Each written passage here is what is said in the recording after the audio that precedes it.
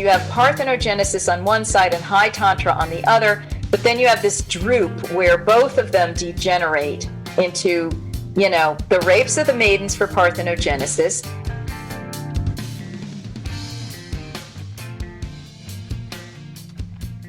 Okay, guys, welcome back to the Grimerica Show. We are going to be chatting with Marguerite Rigoglioso a little bit later about Immaculate Conception or Divine Conception or whatever sort of conception here that doesn't involve a dude, allegedly. Not that, and no gender stuff either, just like nobody, just straight up. Nobody identifying as not a dude or none of that. Just no other sexual devices involved. Divine birth. Is it divine for sure? Are we settled on divine? Well, that's what her book focuses on. I mean, there's all different kinds, right? There's the shadow man and the demon stuff and the divine and the giants and the demigods. I mean, like Maui. There's all those stories, right? But this is like sort of Mary and her lineage of divine births, right? This is the Mary one.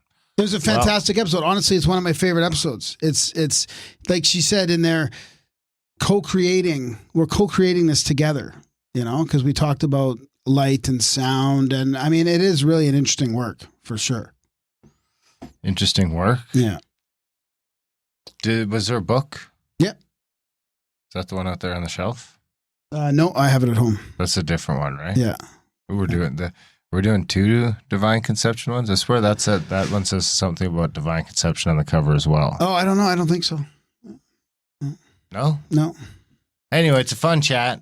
We got Graham Divine Dunlop over here with his fabulous green shirt. I like that. Happy birthday. Thanks, buddy. By the way, 51? Yeah. 51. Big 51, yeah. The big 5-1. Of course, I'm still 40. You have pulled back ahead by the year again. You are no longer a decade older than me. You're back to a solid 11 years older than me. I can enjoy this for another 9 months. There you go. This is where I prefer it to be. I like being 9 years younger than you. Oh, sorry, 11. 11, yeah. So yeah, happy birthday, buddy. How was it? It was good. Yeah, it was excellent. What'd you do? Narrated all day? Same thing I do. Yeah, most days, really. Yeah. I finished off a book, finished off some other projects. Yeah. Had some I've been trying to focus on the moon a little bit too. The new moon was the other day. The new moon was Friday, Saturday. I'm trying to follow that with new projects.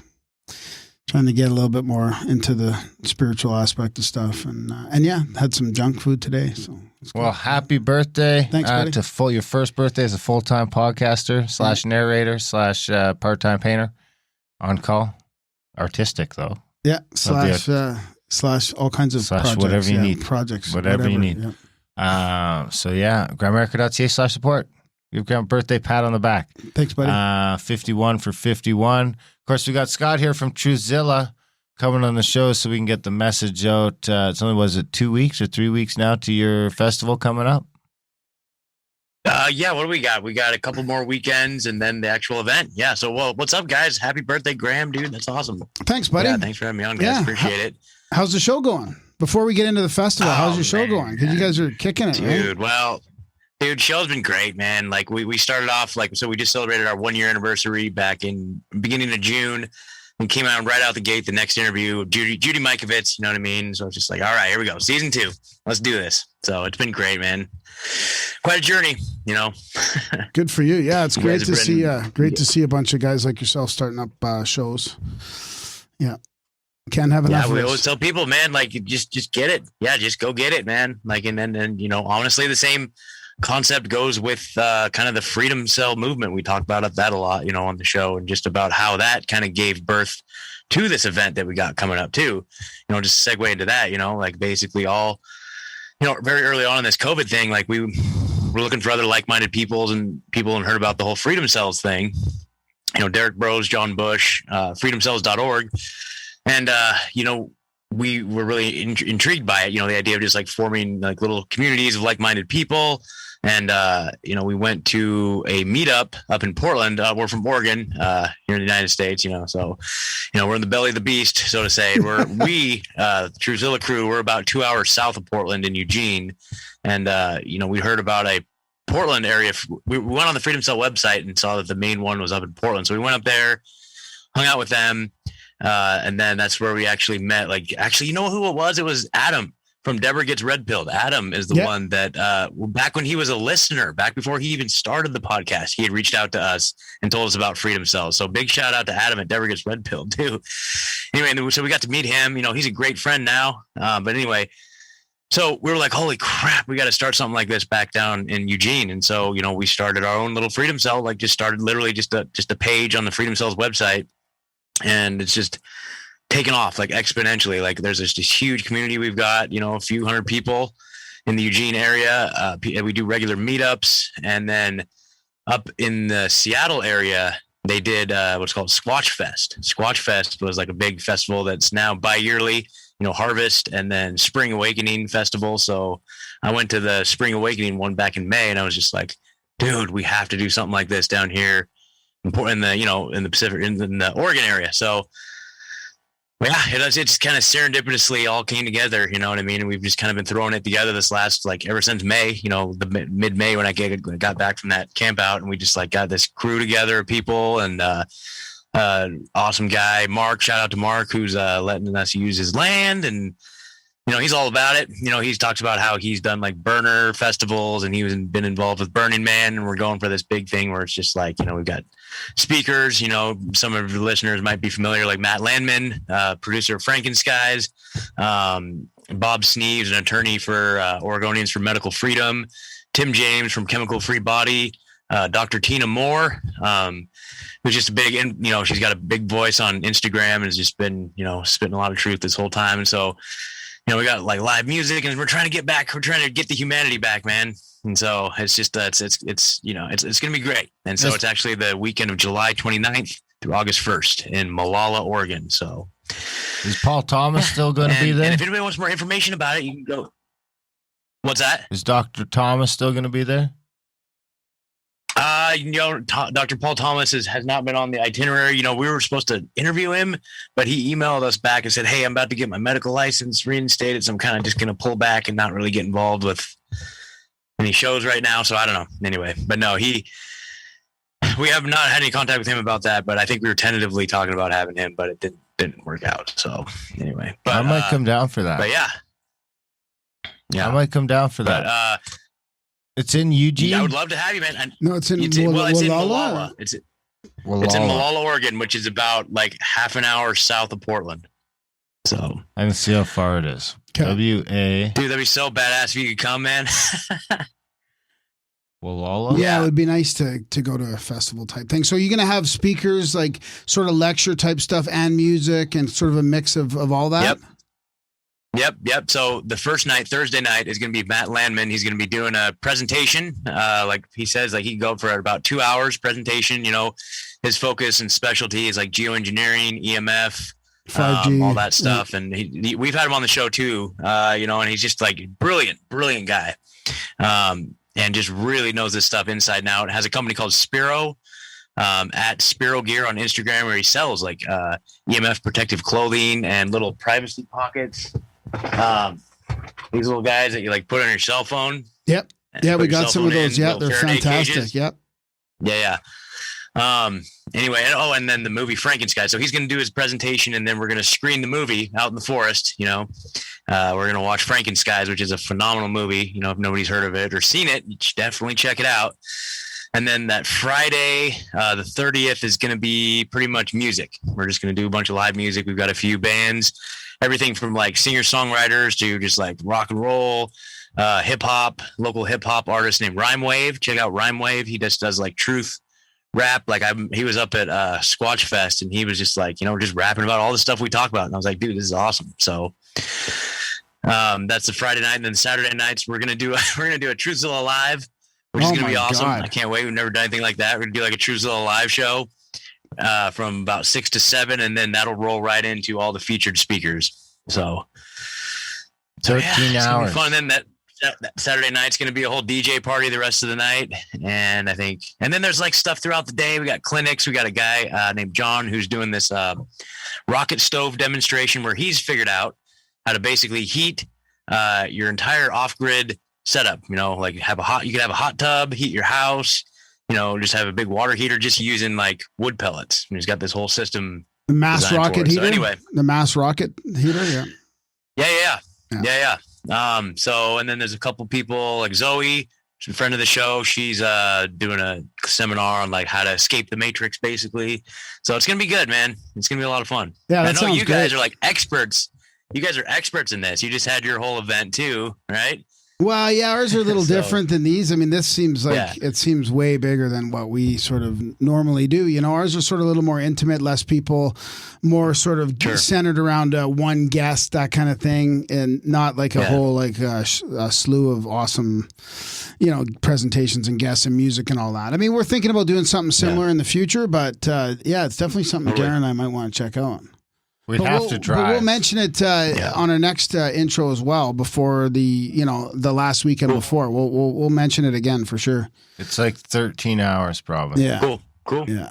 I mean, now that this 13 is my hours. job, right? Yeah. I mean, There's really no excuse for you not there's to no go. excuse for me. No, not really. Unless I got other like family stuff to do. But yeah. Because you got your fake There you go. passport papers. Not fake passport, but fake vaccine papers. No, I don't. Oh yeah. No, I don't. I don't need that, dude. I don't need You any of have that. your real I don't need vaccine any of that. We papers. just go across the border. Boom. We don't need any of that stuff now. You're just going to say The border's you're open. On the way down, I on the don't. way back. I don't care about the way back. You just fuck it. Yeah. Yeah, I think, did the U.S. say they'll let you in? I don't know. I think the borders are opening up soon. I think The 21st, I heard. Yeah, so we'll see how. Yeah, I mean that might make a difference. We'll see what the borders happen in about a Cool. week. Oh, about 10. Yeah, days, honestly, I 10 don't days know or so. what's going on with the border, but I know that like here in Oregon, they just opened back up, which is crazy. You Did know, they like, quietly we were do it? Literally one of the last ones. Did they So- quietly do it? No, it's just one day. Kate Brown, our governor, just came out and said, "All right, lifting all restrictions."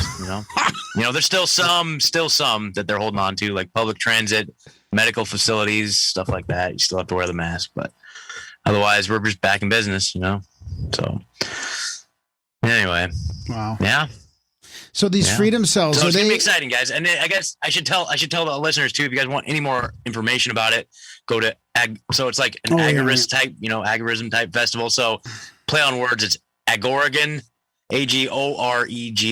AGOREGON.SITE.site. So agorigan.site. Nice. That's the website. You can get more information, learn about registration. They're encouraging crypto payments. But also, there's other types of payments too. And if you have any questions about it, you can just email agorigan@protonmail.com and we'll sort you out. There's a Telegram group, which is pretty rad.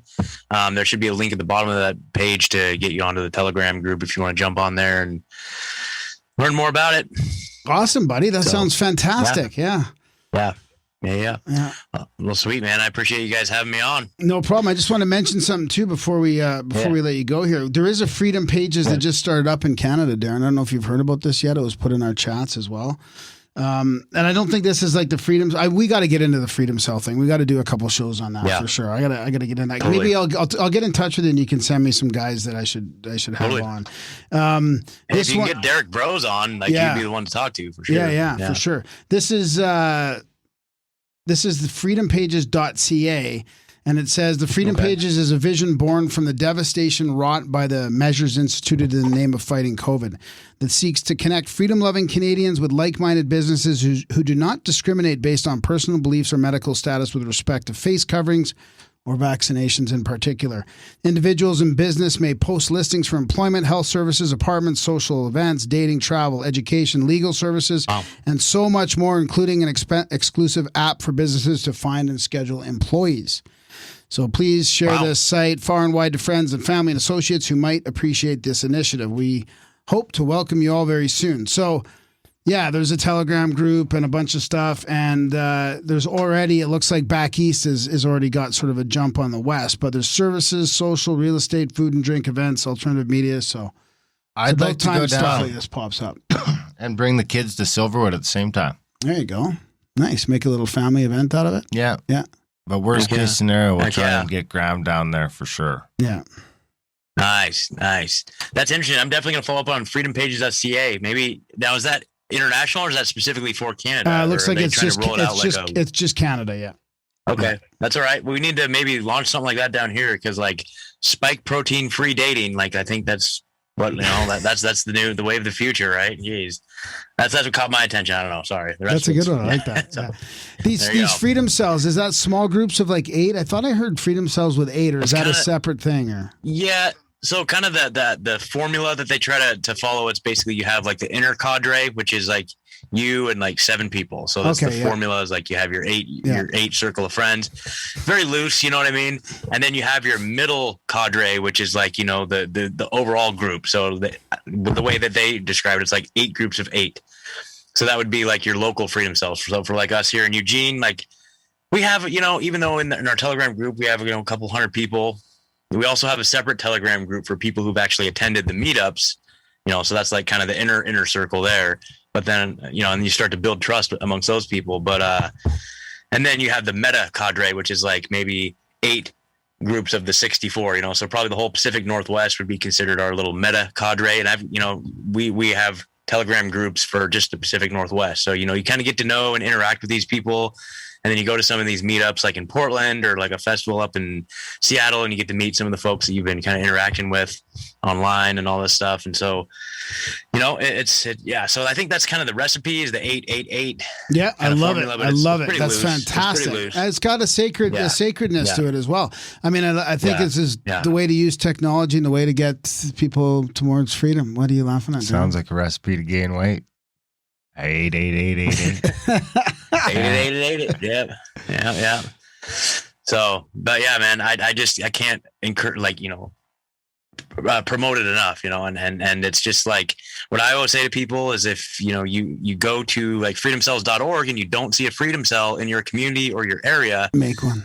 Start one. Yeah. Start one. Absolutely. Like even if you don't think of yourself as like a leader or anything like that, just start one. And if you build it, they will come, because I guarantee it's a pretty big movement. You know, Derek Bros and these guys, they go on a lot of shows, they talk about it a lot, and it's getting a lot of momentum. So I guarantee there's other people in your community that are going to that website and seeing that there's nothing there and they're getting discouraged and they just don't do anything further than that. I guarantee you're not the only one. So if you are the one that builds it, then it'll naturally just gravitate people to it. And that's kind of what happened with us. It was slow, but then it really caught on. And now, you know, over the last 6 months, like I'd say like a third of the interviews we've done are just people we've met in freedom cells. You know, they're just like the most amazing people I've ever met doing big things. It's crazy. Yeah, that's fantastic. So, wonder if we could get Ephraim down there doing his art thing. Oh yeah, that's a good idea. He likes those festivals and stuff. And he's got his solar projector. Oh yeah, we're looking at the sun.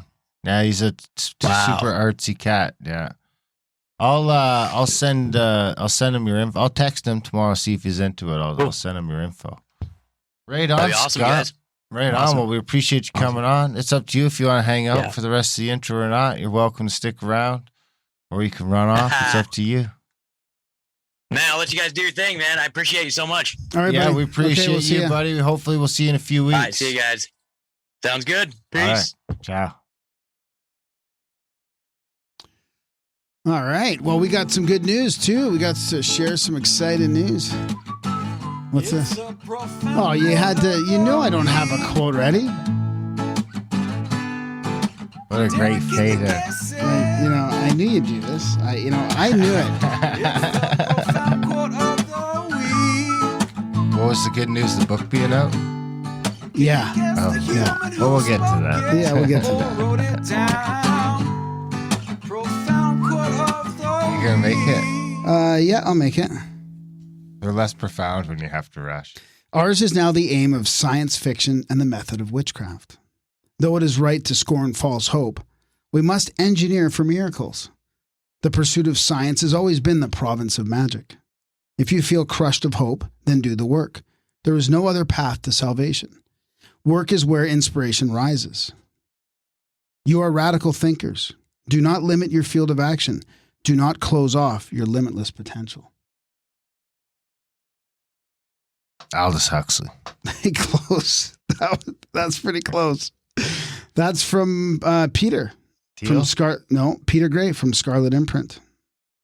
How was that close? He's an upcoming, because this book is about that era in a lot of ways. The two Antichrists. So my spidey sensors were picking up on just not close enough. Yeah. Yeah. Oh, it's a fantastic book. He's a coming up. He's a guest coming up on Up and Comer. On Outlawed. Only some people get On that. no. He's on this show. He's on the regular show.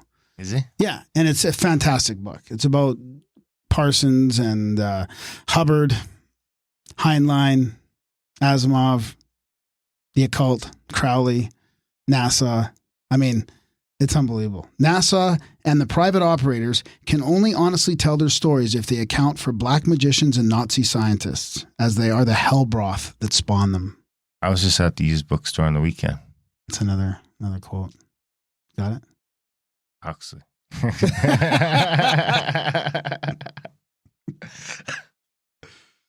I didn't know there was 5 parts to Hitchhiker's Guide to the Galaxy. Did you? I don't know. There's like I don't 4 know. after parts. But Douglas Adams is one in the top 20 sci-fi writers of all time. Is he? Yeah.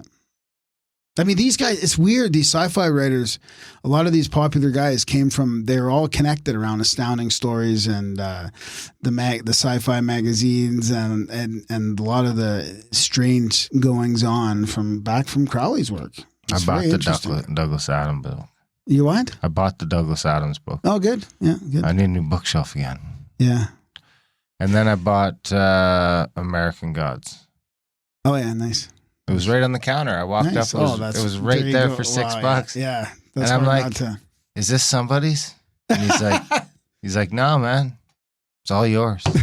Nice. I'm like, all right, I'll take it. Right on. And then I'm walking out and I hear, hey, man, where'd my American Gods No, go? Yeah. no. Are you serious? Yeah. I just kept walking. Oh, that's mean. Hey, man, I'd already paid. I'm out the door. Something to do with the mask. You know, Hey, at least you asked the question. I asked. Yeah. I did my due diligence. You blaming the mask? He's got some explaining to do.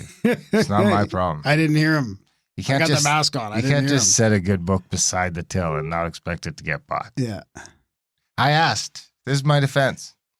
I very clearly said, "Is this book somebody else's?" Speaking of good books, Secret Teachings of All Ages. Secret Teachings of All Ages, which happens to be a minute in length compared to the Secret Doctrine. What are the chances of that? Cosmogenesis. I know, it's very strange. They're Imagine they very would've been close. the same. Oh, that would have been really crazy, but maybe you edited it wrong and they should be the same. I could have cheated and I could easily cheat him into it. Yeah. But that was organic. Anyways, yeah. So there is another version. There's a short, shitty version of Secret Teachings of All Ages. You want to avoid that and get the extra long version, 34 hours, narrated by your favorite, Graham Dunlop, and your other favorite, Russ Allen. Written by Manly P. Hall. I mean, it's a fantastic tome. It really is. And that is out in audio now. I mean, it's exciting. It's Are you like still on Discord? not really. Are you in the Snake Bros server? Yeah. You should announce it over Yeah, there. I will. Both those books. I will. Yeah. What do you mean both of them? Secret Doctrine. Yeah. And then we're working on Secret Doctrine Book 2, which is actually, to me, it's better than the first one. It's way better. There's a bunch of chapters on giants and dragons and all kinds of esoteric stuff like that. I mean, it really is, a lot of it's fantastic. I love how she's battling against science and religion. It really is weird to hear. Back in the 1800s, she was talking about megalithic structures, pyramidal stuff all over the planet. Stuff that I thought we were only talking about, sort of in the last 5 or 10 years a lot. She was talking about it back then. So maybe that's why it's such a popular tome as well, Ahead of her time. I mean, there's a lot of other stuff that's a little over my head and it's a bit esoteric, but there's some really good stuff in there. Speaking of which, Yeah. you guys let us know. We're looking for what the next project's going to be. We got some good ones coming up. We still got Hamlet's Mill I got to figure out. Yeah, I mean, we got a lot of books. doing We got Hamlet's a Mill? long list, but what we want to know is what people want to hear in the public domain, right? Is that what you're getting at? Yeah. Yeah. Because we're just 2 guys. Yeah, Hamlet's Mill is a good one. Yeah. So we'll still do that. Yeah. We got to get that out. Yeah. You We're should just start 2 guys. editing that one when you're done this one. If I'm not done. Sure. That'll be a good one to learn on. Okay. Anyway, what books do you guys know of? What are those big? What's your secret teachings of all ages, of your secret doctrine? I mean, for us, those that's were the really ones. that's in the public secret domain. doctrine of has been on the shelf of the studio for almost the entire history of the show. That trilogy thing. No, the Secret Doctrine was found in an antique bookstore at CAC in Colorado. I bought that. I mean, there's weird synchronicities with this stuff. And I remember talking to, Is that just where it came from? yeah, dude. I bought it in that store. I found it. It was all on its own in the antique store. I'm like, what is this doing here? How is this available in this antique store? How much is it? I don't know. I can't remember. $40, maybe $30. Like, it was a decent enough price that I'm like, oh yeah, I'm buying that. I mean, I can't say no to that. And then we end up narrating it, and it ends up being a gem. You know, A gem Yeah. so far. Yeah. So what do you guys want to hear? Anyway, just head over to adultbrain.ca. You can easily get to all of our audiobooks there. Secret Doctrine Volume 1 is there. Secret Teachings of All Ages is there. There's a few other God Man, a few other 4 or 5 other ones we've done. Those are the big ones. Secret Doctrine Volume 2 coming up soon. Joe Roop just read one for us. That'll be coming out soon. Thought Forms. It's interesting shorter book, but we got Cool. that coming out. So check out adultbrain.ca, Secret Teachings of All Ages. Between those 2 books, it's 70 hours. yeah. So grab And that's just the final. I mean, it takes us double that for triple that, probably. head over to adultbrain.ca, grab them, take them for a test ride. I mean, here's what you can do. Give us a good review. That would be great. Give Even it a if- good review. Can they review it even if they haven't bought it? I doubt it. That wouldn't be very okay. authentic. Yeah, that would be very. I hope not. Yeah, I shouldn't even ask people to do that. But buy it and then review. Here's the Give us a thing. good review. I'm going to give you a little inside scoop. Okay? You can go take an email address, any email address. Maybe make a new email address because you don't have an email address or you've done this once. You sign up to Audible. They're going to give you a free month. You're going to need to put in a credit card number, but that's okay because you're going to cancel before they ever bill your credit card if you want. Or maybe you're going to get hooked and you're going to decide to stay. But if you don't, you get a free book. So you sign up, you get a free book. What book? Get a 34-hour book? You can get one of 2 34-hour books. You get Secret Doctrine, Secret Teaching of All Ages. Here's the other thing. You get a member's rate. So you could go in, theoretically, you could get both those books for like $13. Yeah. And then you could Review torch them. it. And then review them. And then just, if you Yeah. don't want to keep your membership, Or you could then just cancel take the it. free one, listen to one of them, review it, walk off into the sunset. You don't spend a dime. You get to listen to a great book by a fantastic fellow on his birthday. They were tough reads, dude. I'm telling you. I'm looking forward to reading a book that's like a little bit more simple and a little bit easier to read. Those ones are Yeah. almost impossible Simple to Jack. read. Nothing. You know what I mean? Like, how about a 2 or 3 hour book that's really interesting? That's Like not mine? like, oh boy, that'll be dry too. Yeah, that might be worse. reading government documents in the middle of it. Thanks, Yeah. dude. And slanderous things. Like, Hey, can I'll we? be able to cut you hey. out saying the most terrible things. Hey, can we do this in an audiobook? Can we do the government documents? 16. The government subsequently provided $44,000 to fund the creation of 3 residential little schools fast. in Bathyford and Quappel, Saskatchewan, and High River, Alberta. The intention of ending the separate existence Slow of it down. indigenous peoples as such was expressed in 1887 by John A. How MacDonald. about you just do it and I'll speed you up like that? MacDonald. McDonald, when he argued, The McDonald. great aim of our legislation has been to do away with the tribal system and assimilate the Indian people can't in put all that- we respects can't with put, the like- inhabitants of the Dominion as speedily You can't put the government No, stuff we're in not like doing- that. You can't do it. you're No, no, you read it. I read it. Yeah. I was hoping maybe to like just all read Maybe your just stuff. plug your nose into it. When you're the government guy. And then he said, Let's hear you try it. The government said. It's perfect. Grimerica.ca/support, guys. If you can, when you can, we love you for it. We do our little podcast here. This will be episode 503. Free podcasts all out there in the ether. We don't charge for them. We don't do affiliates. We don't do any of that stuff. We just hope that you, it's not a free show. It's a value for show. We throw it out there in the hopes that it will add a little value to your day, to your life, to your commute, wherever the fuck you're listening to us. If it's adding some value, The Rockfin thing too. Don't head forget. over to grimerica.ca/support. Sign up today for a monthly. You sign up. I don't know if you can do yearlies anymore. You can do monthly. You can do a one-time donation. There's a Stripe. There's a Patreon. Whatever floats your boat. Sign up for one of those. Be fantastic. It's not a free show, value for value show. So if you are getting some value from the show, do head over there and get us through the dog days of summer. Sign up for support today because the support's down and we need your support more than ever. Grimerica.ca/support. You can also support the show by heading over to rockfin.com/Grimerica. If you want to sign up for the They got a bunch of great shows over there. You pay the $9 a month, $10 a month. You get access to all the premium content, including all our video content over there. We do the special show, Grimerica Goes Deep, which is a bunch of great stuff. There's got to be kind of more video, more presentation. I think there's style 21 of them stuff, over there so far now. There's about 21 episodes, video shows about an hour each over there. If you want to go check those out, we'll have new ones coming out every week or so. There's also GrimericaOutlaw.ca, the other podcast. We would love if you guys could go over there, sign up for that. We just did a show about residential schools over there.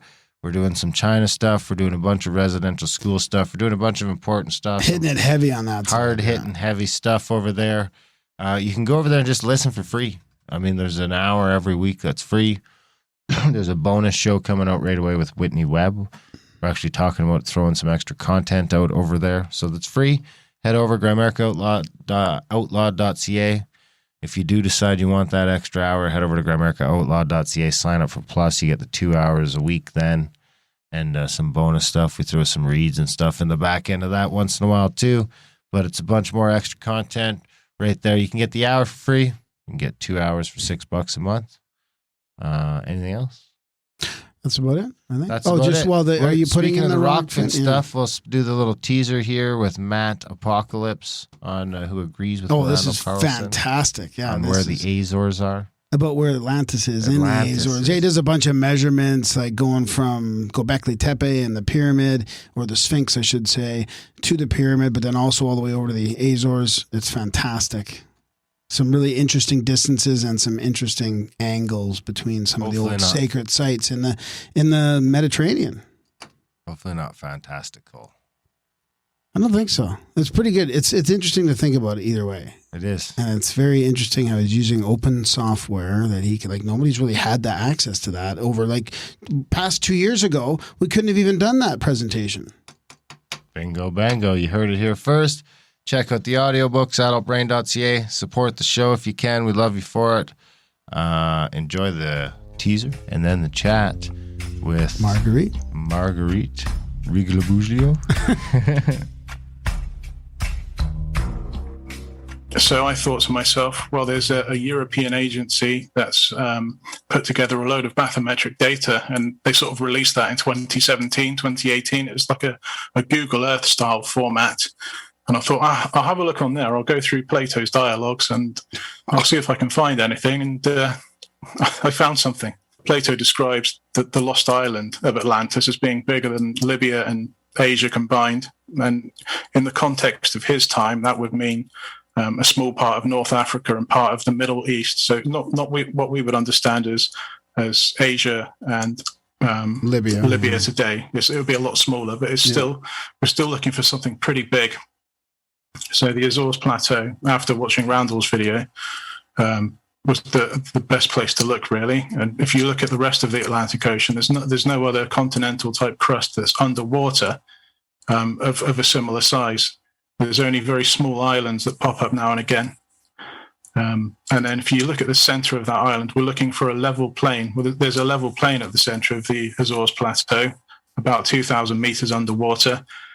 And if you look at that level plane, you'll find some concentric rings that are the same size as the concentric rings of the lost city of Atlantis that Plato describes. Before we actually look at the bathymetric data of the rings in the Azores, this is the concentric rings that have been described by Plato in his dialogues to Timaeus and Critias. So you have a central island in the middle that's 5 stadia wide, surrounded by a ring of water, then another ring of land, which is 2 stadia, another ring of water, 2 stadia, and the last ring of land is 3 stadia, and it's surrounded by the final canal on the outside, which is 3 stadia wide. So it gives you a total of 27 stadia, which, using the 185 meter stadia, that works out to be 4,995 meters. So if I just move on a couple of slides. So, as I said before, the bathymetric data is quite low in its resolution. But if you actually measure this circle in the middle, so you can definitely see 2 concentric circles, not 3. But the outermost one is 4,996 meters wide, and it's about 3 stadia in the actual width of the canal itself. So I thought, well, that was a bit surprising. The green outline there is how I've roughly outlined the Azores Plateau. I basically looked for the center by just drawing a line from each face of the sort of roughly triangular plateau to the opposite corner. So where the lines converge is where the center is. That's where I started looking. What's that distance approximately between those two dots? Distance is about it's about 40 kilometers. And considering the place is about 600 kilometers wide, it's pretty close to the center. It's the only sort of, well, there's a couple of places where there's level plains. There's a level plain about 40 kilometers east as well, and there's a level plain about 40 kilometers south. So they were the only two sort of viable candidates. The purple is where it's really deep. The white is all above water. And if we go off the coast of Africa, look at how it sticks out. The Azores just sticks out like a sore thumb with this. That is absolutely nuts, isn't it? It seems to point directly to the center of there. But what's even more interesting is if we break out the ruler, the measurement tool. And you're not just dragging that line till it lines up. I mean, it's coming from the sun, right? And the Sphinx. Yeah, so that's I've based that on the summer solstice of this year, and we have Göbekli Tepe. You can tell I've done this a few times. Yeah. And we have Göbekli Tepe up here. It's now under that canvas tent here, but if you look at the distance on the screen to the center of Göbekli Tepe from the Sphinx head, that's basically exactly 1,080 kilometers. So it's a ratio of 1,000 to 1. Yeah. So that would have, at the beginning of the Holocene, that would have been the easternmost, that point there would have been the easternmost island of the Azores. Now, this island here is the Great Meteor Seamount or Seabank, depending on who named it. That would have possibly have been above water at the beginning of the Holocene. That region there looks like it could have been. The westernmost part of this island, which is the part I've used to draw this triangle. If you draw a line to the Great Pyramid from the head of the Sphinx, that almost acts as a mirror for the angle. So you know how I said that distance there to there was 1,080 meters? You can reflect that vector perfectly across that line there. And that gives you the angle to Göbekli Tepe, which is why I don't think it's an accident. That's right. Yeah, I saw that. That line there, that corresponds to 23.3 degrees of arc, which is the obliquity angle of the Earth. That's the same distance. That's 23.3 degrees of arc as well. And that distance from there, so the midpoint, which is around about where the pillars of Heracles are.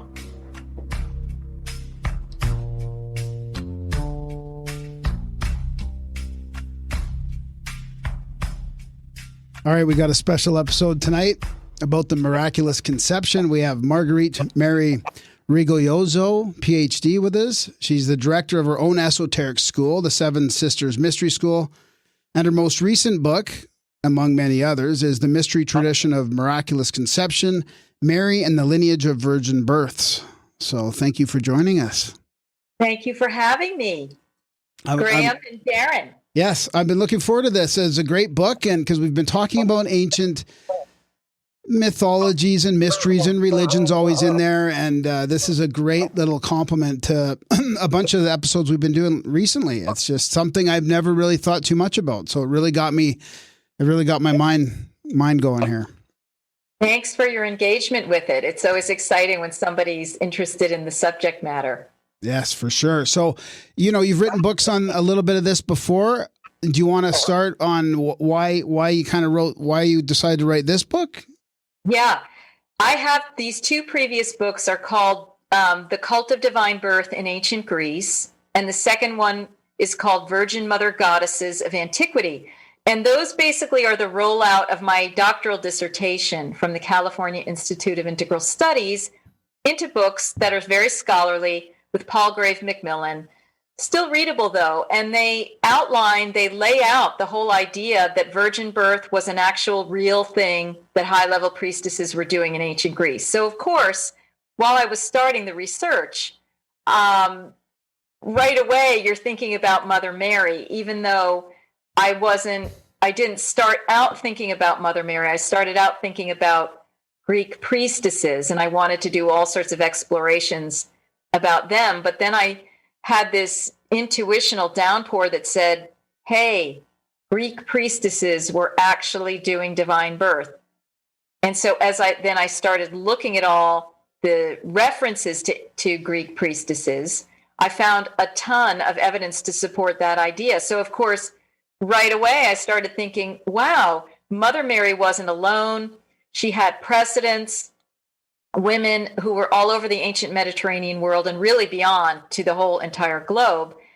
And it was able, by doing this research, I was able to situate Mary in a tradition of divine birth. So she wasn't the first, last, and only woman to do this. But we even know that from Christianity, because we know that Elizabeth, what turns out to be her aunt, gave birth to John the Baptist this way. We know that Sarah in the Bible gave birth to Isaac this way. So I had already wanted to start writing about Mary when I was doing my dissertation, but then I realized this dissertation is getting way too long. It was already 600 pages. I had to cut it somewhere. I said, all right, I won't write about Mary now, but I'll start teaching about this in slideshows and things like this. So I did that, when the books started coming out in 2000, the dissertation came out in 2007, the first two books in 2009 and 10. But it's been all this time before I've really gotten to dig in and write the book about Mary that I already had gestating within me, because I was teaching about it. I had done all the research. And so it really kind of flowed in like a 4 or 5 month period. It was written, boom. What were you doing in the meantime? Were you in your esoteric school and that type of thing? That's right. So in 2010, the second book was published. And then after that, I continued to work in academia as like an adjunct faculty person at various California colleges and graduate schools, and even in the UK.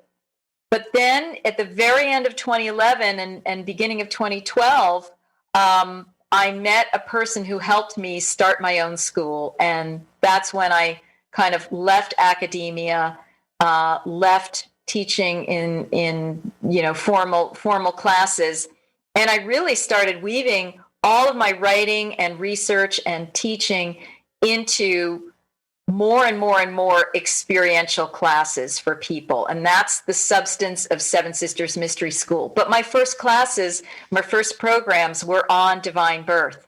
So that was a really interesting way to sort of jump into it. So what kind of ancient mysteries and religions and mythologies do you cover in your school? Well, I would say, I focus mainly on the ancient Mediterranean world and Greece, Italy, North Africa. That's kind of where my leanings are. It's not like I'm totally knowledgeable about Native American spirituality and I'm coming from that, or, Buddhist traditions. No, it's more kind of what I know from my DNA in this lifetime. And I think a lot of my past lives, it's what I've discerned was part of this ancient tradition in Italy, in Greece, in England, in, Egypt, and going on to the Levant coast, maybe where present day Israel is, Iraq, that type of thing. When I really tune in, that's where I feel like I've gotten my information streams from. But then it's also kind of from the Akashic records. It's timeless. It's from the star nations, right? You're discerning perennial, esoteric information that probably cuts across many traditions and is really not culturally bound either. I wasn't too familiar with the other examples of this type of birth in Christianity. So because everybody seems to just focus on Mary and that, Right. but it's interesting to hear more. So maybe you can get into some of the things that, because it's hard to wrap your head around for some, especially for somebody that's not very religious, maybe, or open to like these sort of metaphysical, supernatural type phenomena. What are some of the things that you can say are evidence of this happening? Right. in the Christianity specifically, like. Right. Well, in Christianity, you learn about in the Bible, in the New Testament, that right around the time Mary gave birth to Jesus, Elizabeth gave birth to John the Baptist. In the same way, she though was an older woman, while Mary was a younger woman, and John the Baptist went on to become sort of the baptizer of Jesus. You know, he empowered Jesus. He kind of went a little bit before Jesus, and so those are the ones that people in Christianity will be mostly familiar with, and you know that they have heard of this idea of miraculous conception, right, through these two women. But then most people in Christianity also have probably heard about the Hebrew Bible and the founding father of Judaism, Abraham, whose wife, Sarah, had a divine conception also in her older years. And that was Isaac, and that's the famous story where Abraham tries to sacrifice Isaac, and Sarah's like, no, don't do it, you know. So these are just some things that some people have heard of in the Judaism and Christianity, you know, over the course of their religious learnings. What we find out in the gospel that I look at, which is not part of the official New Testament, it was rejected by the Catholic Church at the Council of Nicaea, but it was beloved by the people of early Christianity, and it forms the foundation of a lot of the Catholic feast days, strangely, like Mary's presentation in the temple or Mary's birth. And what this suppressed gospel, known as the infancy gospel of James, tells us is that Mary herself was divinely born by her mother, Anne. Okay? So Anne is not somebody we hear about a lot in official Christianity, but you might see her referenced in the stained glass in, you know, such and such church. And it's like, where did they hear about Anne? You know, well, it's from this gospel. This gospel gives that information as well as details about how Mary conceived Jesus that are not in the New Testament, right? So these are some of the things that I explore. And to address your question about, well, people who are not esoteric or religious, basically, this is looking at high-level spiritual arts that are possible by people. I call them technologies. In the Eastern traditions, they call the ability to do counter-biological things siddhis, Siddhie. A siddhi is an ability to do things like walk through a wall, not cast a shadow, live on air, cut off your hand and put it back together, die and then come back. And these miraculous abilities have been attributed to numerous holy people, like in India and that part of the world. So what I'm pointing out here in this book is that miraculous birth is yet another siddhi, but it's one that's only open to women by virtue of the fact that they have the womb. But there are various ways that we can conceive children, and the usual kind of sexual union is not the only way. So once we start, and also parthenogenesis, which is virgin birth, you know, is possible in certain biological creatures, animals, naturally, and then also that has been induced through experiments, through the application of chemicals to eggs, like mice eggs and rabbit eggs and things like that, or electric shock.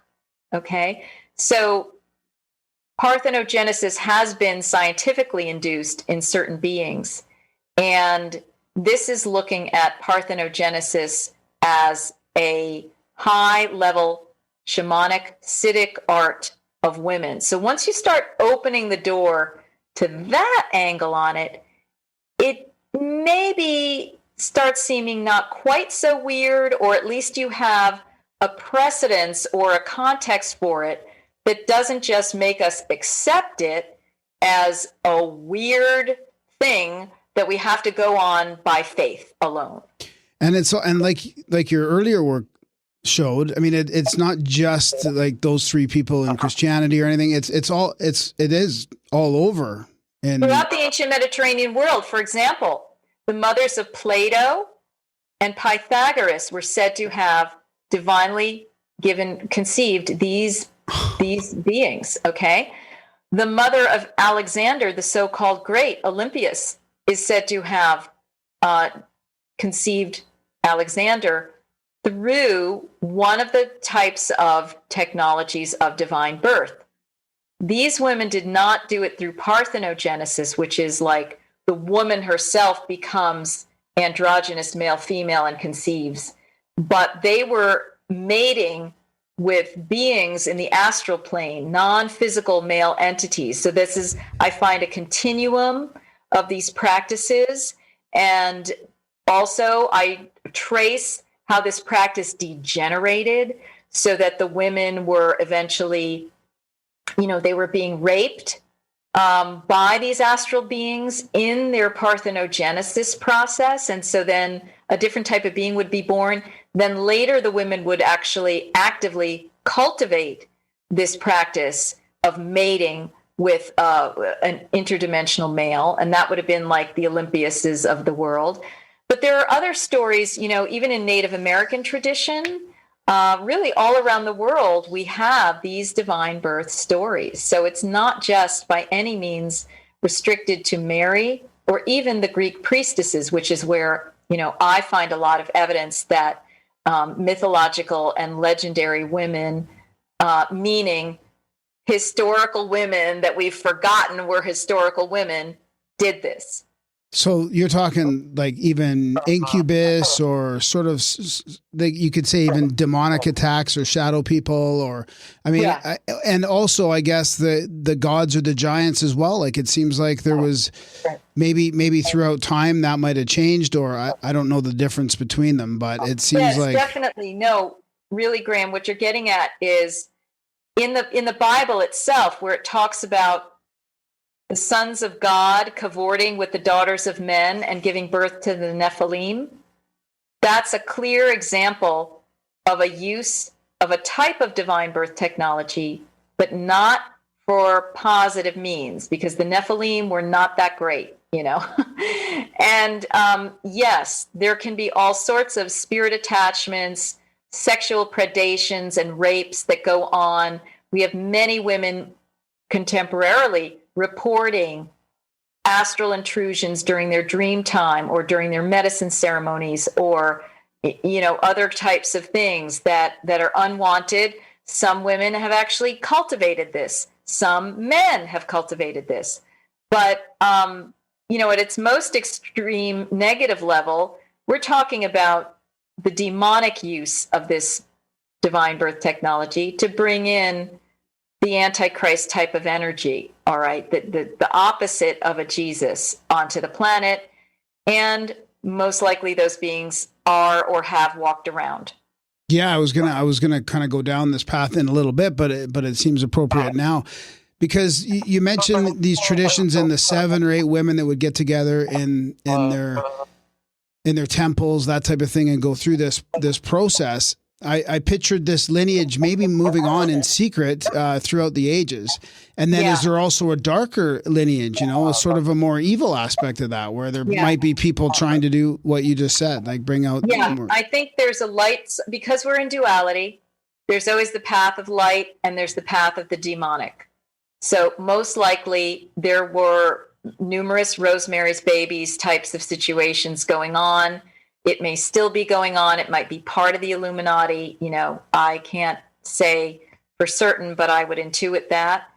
And yes, I think that this practice as a light practice also had to go underground, because it then would continue to be attacked by the dark forces. The rapes of the maidens and so forth are just one example of that back in the Greek tradition, right? Zeus raping the maidens. That's like an Anunnaki reptilian type of predation on these women. And as patriarchy grew thicker and the veils got thicker and the controllers got more controlling, anything of the nature of divine birth would have had to go underground completely. And we basically see this with Mother Mary, okay? They are kind of already, in a way, freaking out about that. At a time where the public doesn't fully get or understand what's going on. There ends up being a lot of controversy when people find out that Mary is pregnant in this gospel. Even the men around her who are supposed to be elevated are going 3D on her and saying, "How did you become pregnant?" Slapping her around, and then they have to be visited by these angelic beings who are like, no, she's really pregnant by the Holy Spirit. You better shape up and support this woman, right? Because both Joseph, her partner, her consort, and Zechariah, Elizabeth, mother of John the Baptist's partner, they went unconscious for a while, and they were doubting that this was real, that this was really happening. They had to be visited in dream time by the angelic forces. So then what you have is that when this birth took place, Mary had to go on the run, and so did Elizabeth, because once those controllers, namely, the reigning, not Pontius Pilate, but the other one, Herod, the reigning reptilian rulers, once they get wind of this, they're like, caw, where is that child? Eradicate, if they had drones in that era, boom, these kids would have been gone, but they didn't have that tech. So they were looking for them and killing all of the children under 2 years old to be able to eradicate these beings that were high level that were coming on. They did not get eradicated, though. Mary hid Jesus in a trough, and Elizabeth hid John the Baptist in a mountain cave. Okay, and they escaped, but it was a very dangerous time for the Holy Family. And even the writer of this gospel, the supposed James, who might have been one of Joseph's sons from a previous marriage, said, "I've had to go into hiding to write this."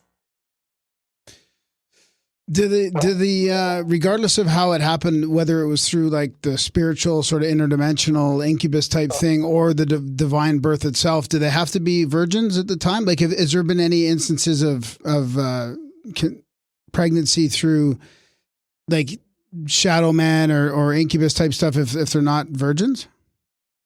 Well, I'm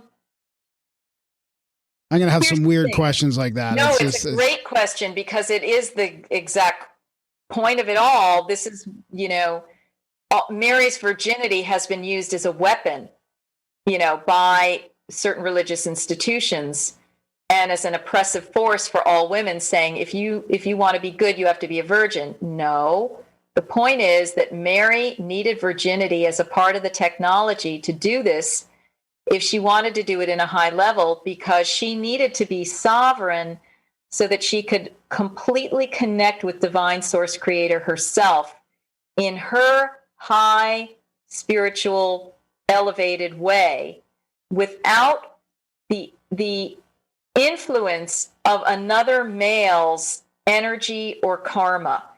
It's just the way it was. It was understood that a virgin conceiving in the right way would bring in the highest level being. And that's why, through this technology. Now, there was an accompanying tantric, a high tantra, that would involve the male and female having union in a very high way as well. So you have Parthenogenesis on one side and high tantra on the other, but then you have this droop where both of them degenerate into, the rapes of the maidens for parthenogenesis, and then the lower technologies of like Egypt to bring forth the pharaohs. Okay. So, there are a lot of things that are going on here.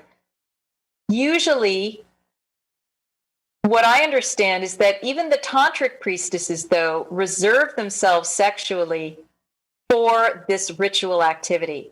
They were like otherwise virgins, except for these times when they would engage in this way. There's just something about the sovereign womb that allows for a particular type of energy to come in. What about the connection with the male energy where they would leave for 40 days, 40 nights, go on some sort of vision quest or, to walk about but it was part of that, the whole ceremony in a way, right? Maybe informally or maybe sometimes. You're talking about the men? Yeah. Say it again. Say your question again. Like how they had to leave. Some of them left for 40 days, 40 nights. Like it wasn't just a one example. It was kind of like there's multiple times where you made a note that the men go on this sort of quest as well during the time to maybe as part of the ceremony. Yeah, good question, right? When Anne conceives Mary, her partner Joachim goes away on a vision quest. That's what you're talking about. Yeah. Probably a 40-day, 40-night thing. We don't know how long, but he's doing his own energetic work out in the desert while Mary is in her garden Anne is in her garden by her laurel tree, working with the higher dimensions, getting pregnant, but he's supporting her energetically. Okay. That's my analysis of the situation, which is also supported by somebody named Claire Hartsong, who's written these channeled books called Anna, Grandmother of Jesus, and Anna, Voice of the Magdalens. She discerns that these men would lend their spiritual essence to the process, not their sperm. With the case of Mary, she was even more solo, though, because Joseph went off. These men were never the conjugal husbands of these women. They were guardians, protectors, and supporters, energetically and financially.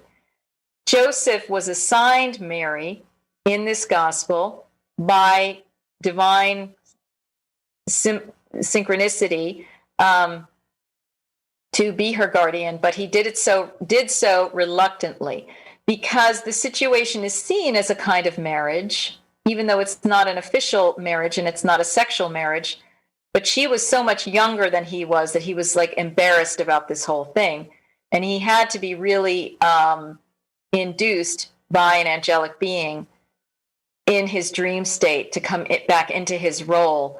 When he went off to do a carpentry project. He was not lending his male essence to this process. So it was really all Mary, beginning, middle, and end, working with Mother Divine to do this. In the case of Sarah in the Hebrew Bible, there's some indication that Abraham may have been involved in this energetic level with her as well for that conception. These are somewhat mysteries, like the information has been veiled or it's gone missing, and I'm discerning here through use of academic research, but also my intuition. And I think that's what's going to come forth over time, is people are just going to continue to access the Akashic records to pull forth this information. Yeah. So would she have been considered a witch at the time? Would that have been considered witchcraft? No, she would have been considered a very high-level priestess. Witchcraft has the implication of there being some lower-level energies involved, and that would not have been Mary at all. She was of the absolute most impeccable. She was the highest holy person who ever walked the planet, according to Sri Kaleshwar, the late Hindu saint, who did a lot of study about her. Even higher than Jesus, really. And you would have to be able to bring someone such as Jesus in, right? This is talking about women at their apex of power. Mary achieved it after many, many lifetimes. Witches have some of that power. And I think, though, it really depends on the witch. You could have had very high vibrational witches, and you could have had lower level, lower vibrational witches. And really, honestly, the same would be for the word priestess.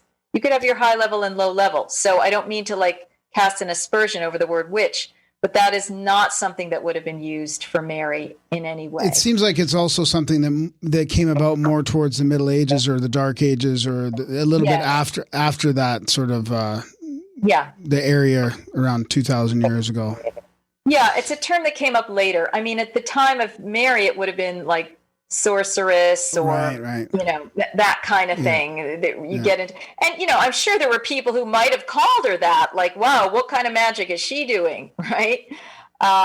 She may have had aspersions from people, but those of us who believe we're understanding this at a deeper level know that she was a very high vibrational being. Let's stick with the process then, because it's pretty fascinating. So there's groups of, like, the way you describe it in your book is fascinating, because they're going to stay virgins for as long as possible throughout this. They're in a temple with a bunch of other initiates or adepts or whatever. Yes. I can't remember exactly the word you use. And then there's some processes, or maybe other, like you could say, technologies, like sound, for example. And even I was thinking about Lynn McTaggart's The Power of 8, because you do mention there's 7 plus Mary for that one. And I mean, Lynn McTaggart's come up with 8 as being a pretty relevant number for intention work and manifesting stuff. Wow. Okay, cool. Well, they were doing it. They were a group of 8. It was Mary plus 7 virgins from the lineage of David. So there was a lineage involved. And one of the women, it seems, was also Elizabeth, that mother of John the Baptist. I contend that both Mary and Elizabeth conceived in the same divine birth circle ritual. Yeah, and maybe they were all trying. Maybe they were trying to do all of them together. I think it wasn't so. intentional. It wasn't like they were doing something else and they're like, oh, no. shit. This is like something they've been practicing. They've been planning. They're super intense the whole way through their life, getting to that moment. Like, this is serious discipline to get to that point. Serious ritual. It's the highest, most serious ritual you could ever have on the planet. It was divinely timed. It was orchestrated with the stars. It was connecting women to one another. And what I believe is that prior to the ritual, what you have is that Zechariah, the priest of the temple, has the women pull threads. And the threads that they pull, the color thread probably designates what role they were to take in the ritual. Mary and Elizabeth both pull the scarlet thread, but Mary also pulls the purple thread, the royal thread. So she's got, the root chakra red and the crown chakra purple. She's the one who's going to bring the highest holy avatar, and Elizabeth is going to bring the one who helps the avatar arise to his status and his awakening. So I think that it's that red thread that they pull that indicates, okay, these are the 2 women who are going to conceive in this ritual. There you go, red thread. A lot of women wear the red thread around their wrist as perhaps a hidden memory of this type of women's circle work, and that this is the highest dimension of it. Funny, when I read that, I thought right away of the crown and the root chakra. Absolutely. And then I couldn't believe you had it on the next page. I was like, oh. Wow, so you were already discerning. I mean, that's the thing. It's like people have intuitive responses to this material, so that's good. I mean, you're tapping your own knowing. And in terms of the other techniques, I do talk about that. As you mentioned, they were using the light interface. And Claire Hartsong talks about that in her channeled books, that these were light conceptions. The women are working at a high quantum level. They had to be. They had to be working where light is the intersection of consciousness, matter, and love. Okay? So all of that wrapped in is what they're working to bring in and weave into their wombs. The metaphor for what they were doing was weaving. So it looks like they were just weaving a temple veil, but I get under that symbolism and say, oh, they were weaving all right. but they were weaving DNA. They were weaving, the quantum materia into physicality. They probably were also using sound technologies. It could have been mantras. It could have been light language. It could have been tonality. They were working in harmony with these angelic forces. They were using heat and sexual energy, kundalini energy. It was not devoid of passion. They had to generate the sexual desire within their bodies for this to happen. So that starts getting a little and transmute it there for some religions that are like, whoa, virginity does not equal sexuality. Well, in this case, it does. You see, I'm flipping the whole thing right side up based on this research that I've done and how I'm able to cross-reference everything that goes on in that gospel with things that I discovered in ancient Greece, and it all suddenly makes sense. Yeah, Napoleon Hill talks about transmutation of sexual energy as being one of the most powerful tools of manifestation. Yeah, absolutely. And with this, you have the woman doing it within herself. So she becomes the whole source creator being. She becomes the male female herself. I mean, it's like, it blows your mind when you really think of it. Yeah, I mean the sound is critical too, and the light. I mean, my friend's mom was humming or doing a toning exercise in a dark restaurant, and she created a spark of light. So something happens with it. Must have been so resonant, and once the frequency gets to a certain point, sound becomes light. So imagine being so well versed and practiced in that in the ancient temple that you could maybe focus that light into the egg. Ooh, maybe that's why there's no torches in the pyramid. They just had some slaves or some people it was their job to just light That's the right. place It's up. kind of like in Dune. Right? They're using that sound technology. And incidentally, Dune has a divine birth story.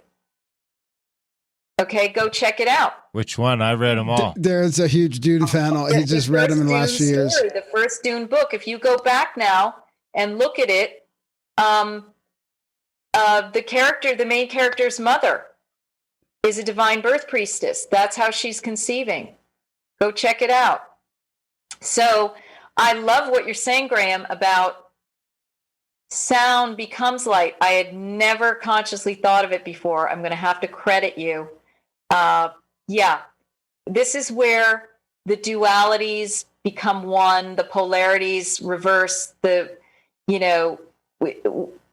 sound becoming light.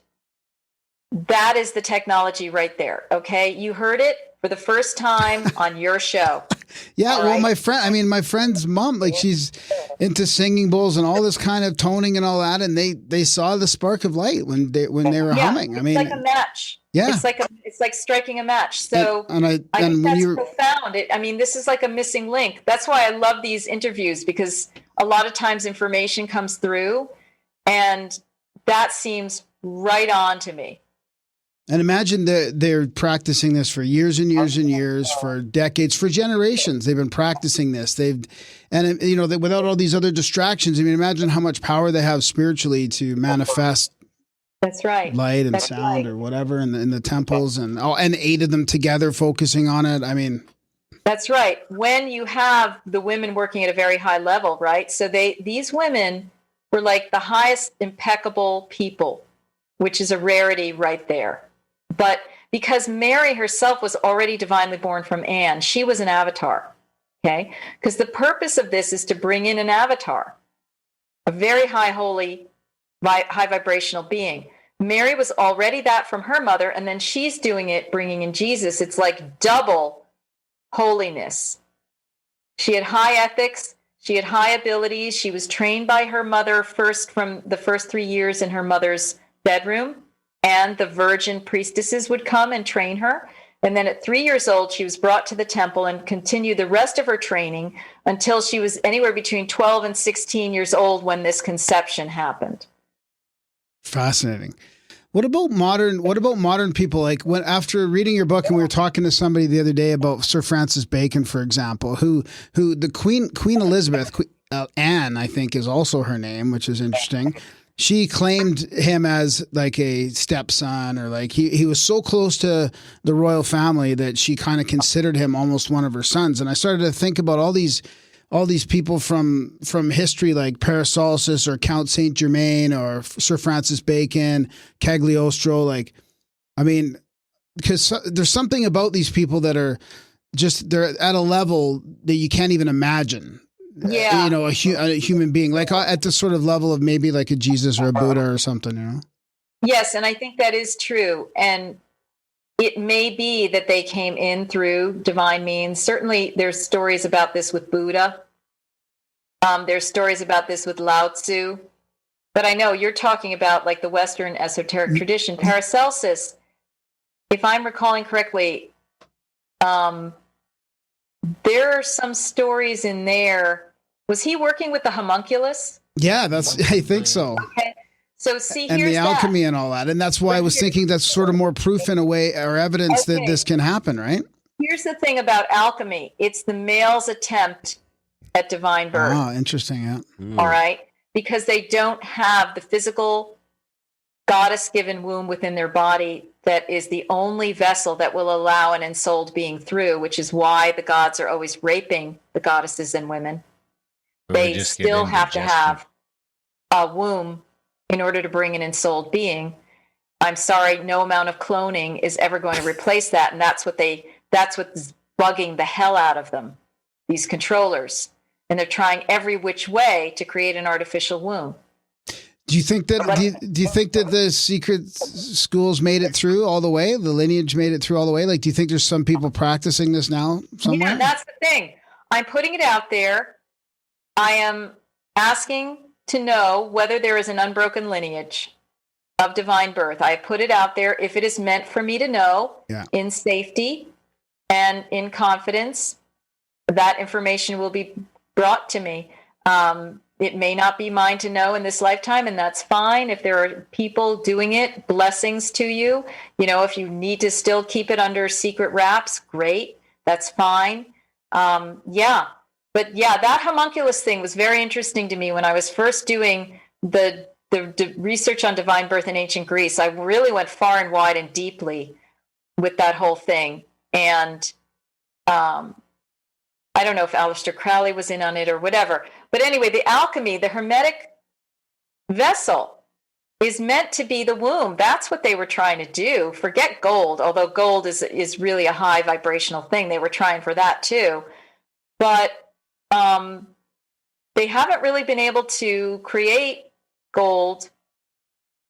That's only the goddess is able to do that. And they haven't really been able to create an ensouled being. Only the womb, meaning the goddess, can do that. Now they're trying as they, like the Dickens, but I decree that they will not do it. Well, they might through CRISPR. Well, in Dune, they just turned the Reverend Mothers into axolotl tanks and grew babies in them. But now I think Dune still had the guy, though, and she was just able to make herself get pregnant. I don't remember. I'll have to look into that a little bit more. There's an implication there. There could be an implication, but yeah, they definitely say Paul is the lineage of Duke Atreides. Yeah, but you know, that's why they say Jesus is the lineage of David. You know what I mean? It's like, fuck that shit. He is the lineage of Mary and the goddess. You know what I mean? Like, they always have to insert this stuff in that is not relevant. You know, they always have to give credit to the male line because it's so threatening. Oh, I see. It's so threatening to patriarchy that we can't even have these memes. Like, look at even Dune. I mean, it can't even do justice to the divine birth thing. It has to make it look like he's coming from that lineage. He's not. He's coming from his mother's lineage, you know. So it's just a whole different thing. And it's not about erasing men at all. It's just that there are different methods of this technology that are used. The one I'm particularly talking about is the Parthenogenesis. Yeah. Did they choose? That's a particular thing. Did they choose between women and men? Like they, Elizabeth had Anne or whatever the order was, and then Mary had Jesus. Right. Anne had Mary. Yeah. Mary had Jesus. Yeah. Elizabeth had John. Yeah. Oh, yeah, right. And your question was, do they choose? Yeah, like what? did they choose like let's say Mary, for example, was she manifesting a male instead of a female? Okay. Yeah, she was manifesting a male. Anne was manifesting, okay, I'm just channeling right now. Anne was manifesting a daughter so that she could have the highest level womb on the planet to do this. Oh, wow. Okay? Mary was manifesting a son because, as Sri Kaleshwar says now, crediting him, she saw the controllers that were operating on planet Earth, and just think about, she was in the middle of the Roman Empire, dear God. And she saw how horrific the Earth was going, in what a horrific direction the Earth was going. We needed an avatar to help clear this stuff up. But according to Sri Kaleshwar, which this is going to be more in a second book that I write about Mary, but because in this one, I feel like it was enough to just focus on her gospel and get that out. And she was working with Mother Divine, saying, what are we going to do about this earth plane? And Mother Divine was saying at the time, you cannot be the savior. You cannot be the clearer of this energy because you are the female. The female is the nature. You need a male energy to come in and help with this. So that's how she decided to conceive a male, and that male was Jesus, because he carries the Shiva energy to go chop, chop, chop. It seems like coincidentally, or maybe not so much ironically. I mean, I feel like the suppression of the female and the female energy, like you talk a little bit about it in your book, but it seemed to happen at that point. Yeah. I mean, Like- it was already happening, but it just was getting worse and worse and worse. Like, really, King Arthur came in a divine birth. Okay. And that, to my mind, was the last legitimate royal divine birth on the planet. It already had some trouble about it because there had to be some subterfuge around his mother, Igraine, bringing him in that way. But after Arthur, the veils really became thick, and the ending of Camelot was a great tragedy for a lot of people because it meant the ending of the divinely born kings and the beginning of the demonically born kings.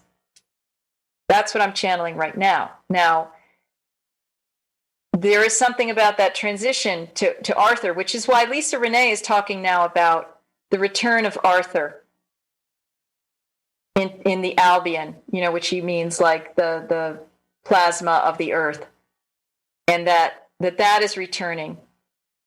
Along with the feminine? Yes, along with Guinevere, the Guinevere energy, and the Sophia Christ. Okay, so we're in a process of a very intense rebirth. In New Age terms, that Aquarius? Yeah, that would be one way to put it, right? We could call it Aquarius. We could call it New Earth. We could call it fifth dimension. Okay. Wow. I mean, we're at such an interesting time on Earth right now, too.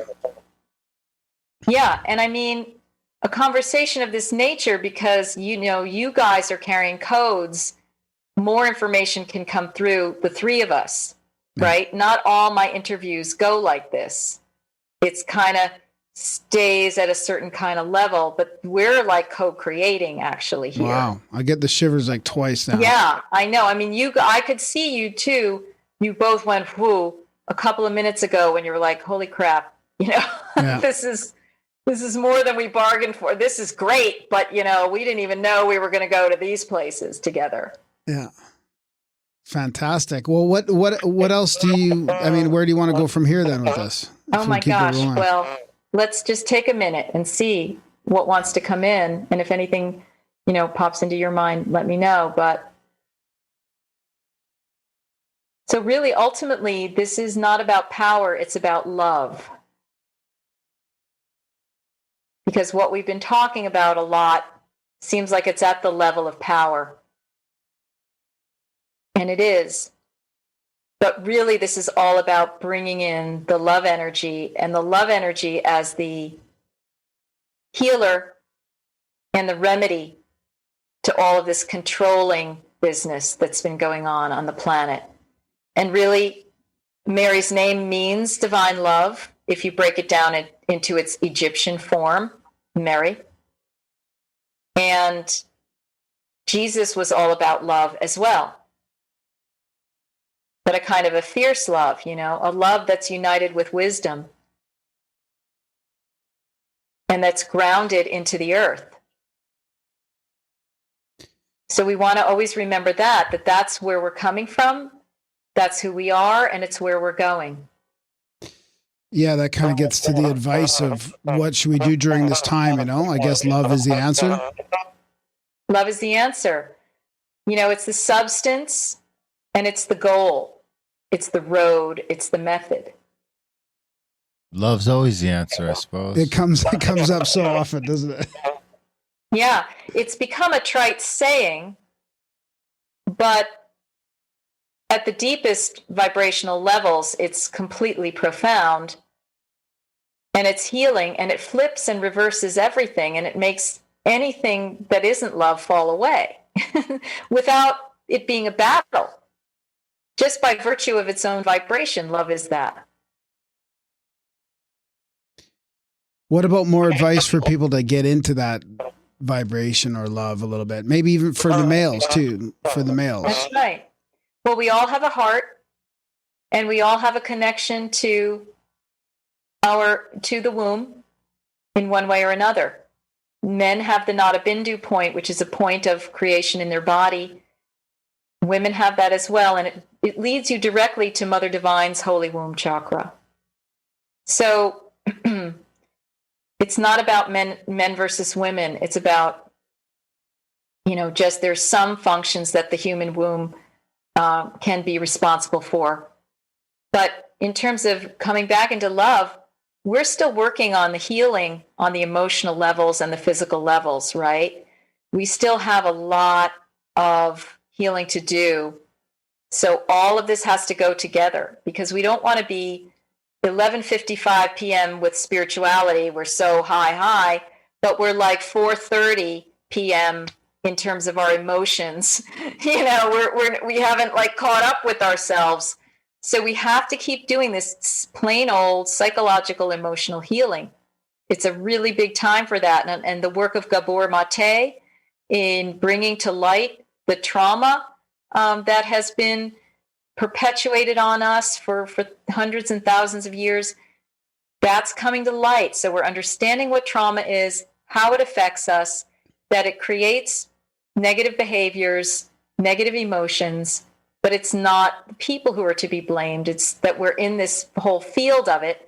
So we need to have self-care, self-love, self-compassion, understanding, tools and mechanisms for lifting out this trauma, for reconstituting the chakras, for re-engaging our DNA at deepest levels, and for really activating the heart through whatever means necessary. Sometimes it's just getting quiet and calm. So all these tools and techniques we've been learning over the decades, meditation, medicine work, right? Breathing exercises, all of it is what will lead us to the healing and the opening of the heart. Do you think that's why there seems to be, it seems like, in some ways, Christianity did a good job of stamping that out in some of the existing cultures. And then you've got China stomping their foot down on the, what was it? Falun Gong. Falun Gong, which is, the breathing and breath work and stuff like that. Yes. Yeah. So is that the just controlled demolition? Yeah, controlled demolition by the controllers. Well imitating, the very thing they're destroying in some Progressive ways. in science. Yeah, they take it and they reverse everything. These are the controllers that are behind these institutions and these forces and these impulses, these colonizations, everything. It's not really even the people themselves or even the institution. It's the entities that are within, among, below, beneath, and through these institutions and people. That's what we also have to realize, that there is an interdimensional realm that is pretty fierce. And that's what's running this show. And we have to declare sovereignty and say goodbye to those energies. Yeah, that's great. I'm glad you mentioned that. The last couple of our guests have mentioned, Gabor Mate and the entity behind the controllers. And I mean, it really seems to be coming up a lot. It's coming up a lot because we're all getting hip to it. We're awakening. We're converging. And these synchronicities that happen, people are saying multiple, the same thing, multiple people. It's giving it validity. It's helping people to take it seriously and look at it and say, what does this mean for my own life? Yeah. Can you get into your school a little bit and how people can learn more about all this through your school? Sure. Yeah. Thank you. People can check out Seven Sisters Mystery School.com. The 7 is written out SEVEN.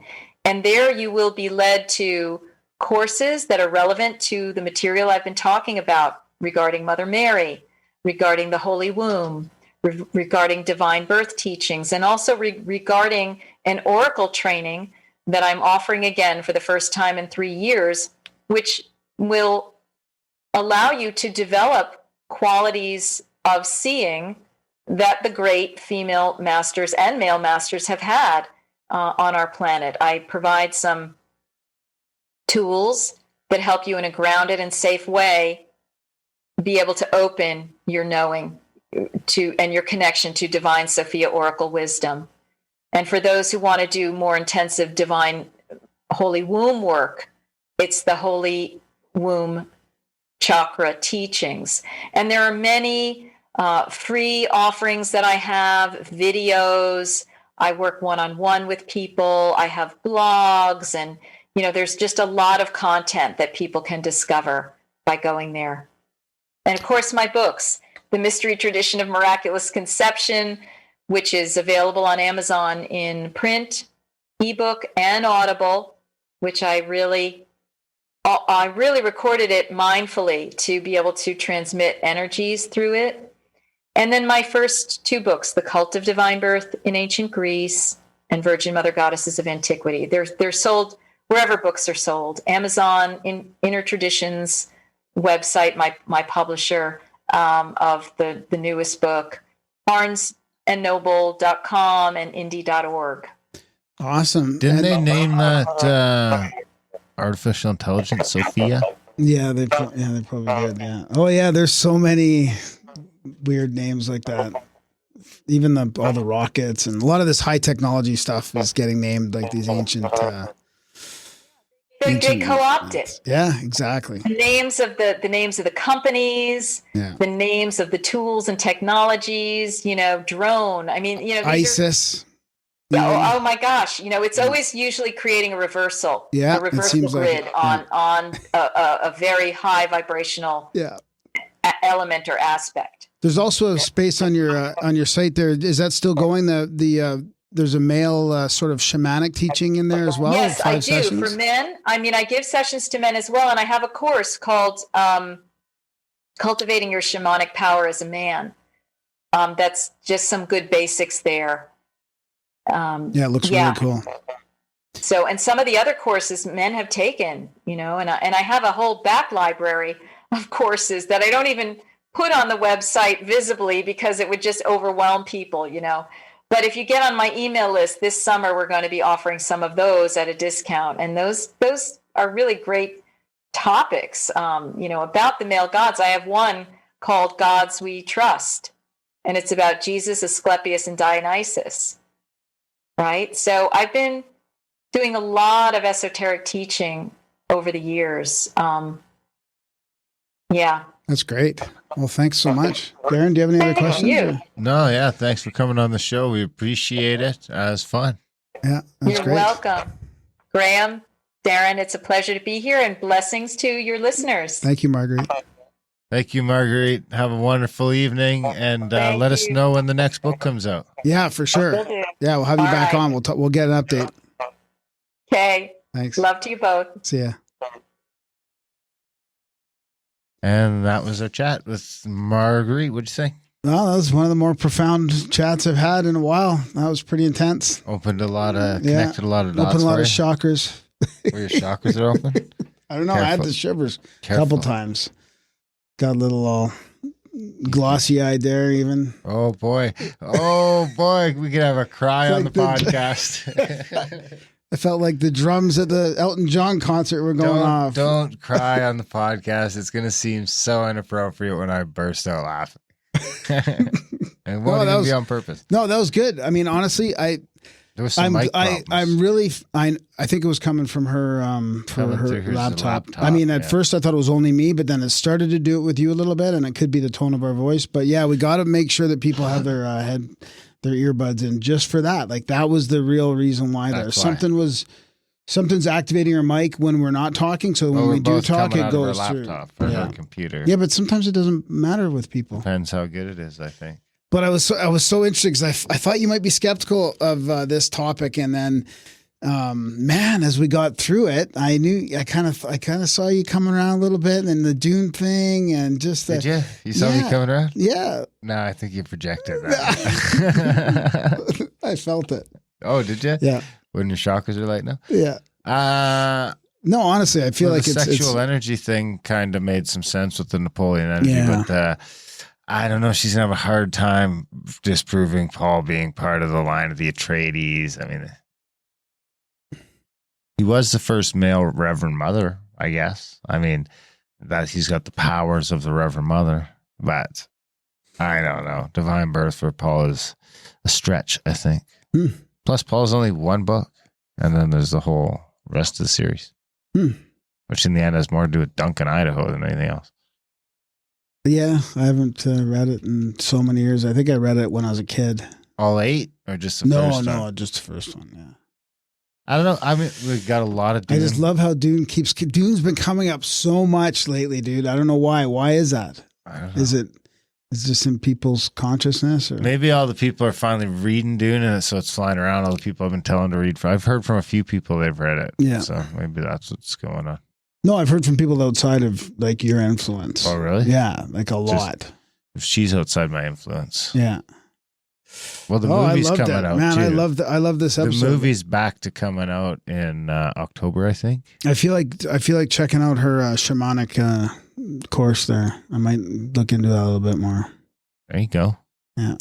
Now you're just not working. You can do these courses. I'm working all We'll day. send you off I to work Costa 7 days a Rica. week. Go work in Costa Rica for a week. I work Yeah, 7 that days. retreat. Oh, that's what you were trying to think of the other day. Graham's gonna be off doing all these courses. I'm and- working, bro. I'm working. working. 7 days a week. I'm a shaman now. Fan lower, boy. Big thanks to Marguerite for coming on the show. Big thanks to you guys for listening. Of course, even bigger thanks if you're one of the remote few who, not remote, but 1 in 100, maybe 2 in 100 on a good day, that choose to support the show. GrabMiracle.ca/support. If you can, when you can, sign up for that monthly. It really does help, makes a huge difference, helps Graham work 7 days a week on stuff that's important, like podcasts and audiobooks, and not just droning away at some corporate soul-sucking factory or whatever. So GrabMiracle.ca/support. If you can, when you can, sign up for that monthly. If you're getting some value from the show, adding some value to your life in some way, you decide what that is. GrabMiracle.ca/support.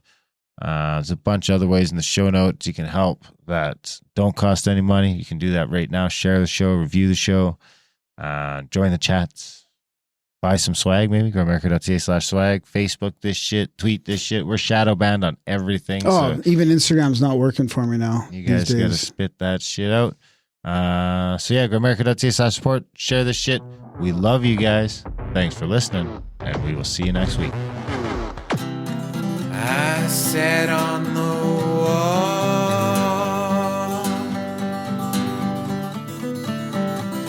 I could see it all.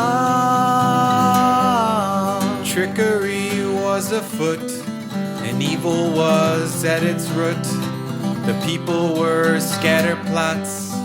Not many could connect the dots. Some people stood tall,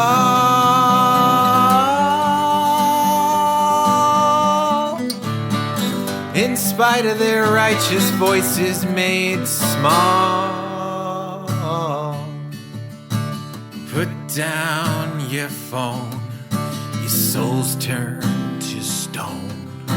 The rhythm of the algorithm has driven a schism, created this prison. I'm shocked and appalled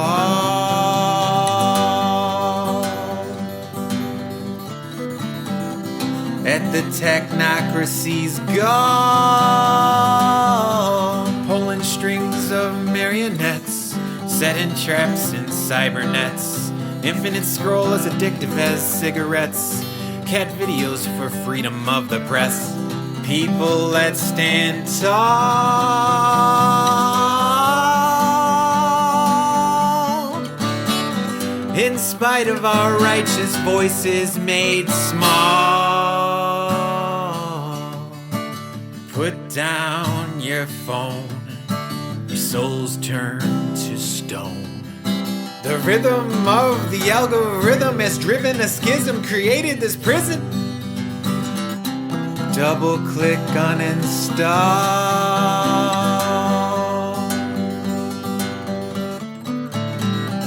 Rome's about to fall.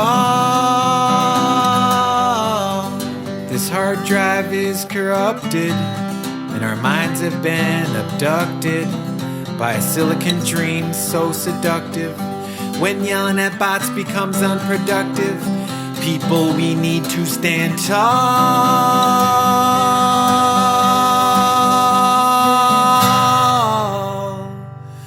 in spite of our righteous voices made small. Put down your phone, your soul's turned to stone. The rhythm of the algorithm has driven a schism, created this prison. This prison.